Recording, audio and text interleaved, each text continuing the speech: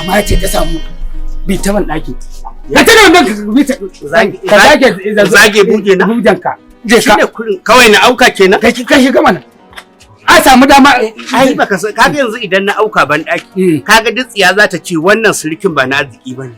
Shine kullum ka gane lissafi na gano kana fita ce ta ce a saka mata sai kenan zage buge na ka dan tiya mata shi akai gaba daya. Wani ya koka anan wani zai yi dariya, wani ya barka anan wani zai soka a gani.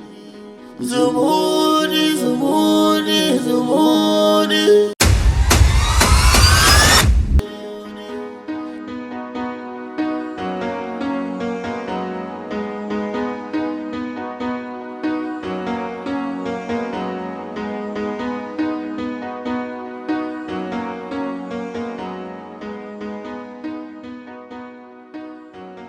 Duk wani sauran ka sai ka jira Allah mai zumudi, duk wani gudun ka aikwa an fi ka mai zumudi, duk wani kallon ka ai wani gaban ka mai zumudi lokacin.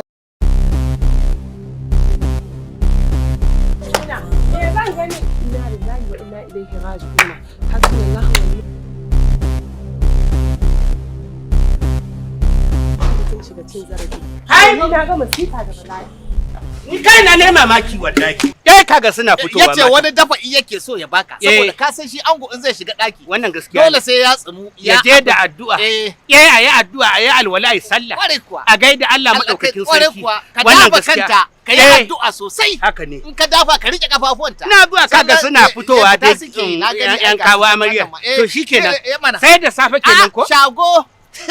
Shago daka. Ka bar ni zan tunkari shago. Shago daka na ce ma. Shi ma ai sai da ya mun waya. Amarya! Amarya! Waye wannan katon banza a cikin falo na?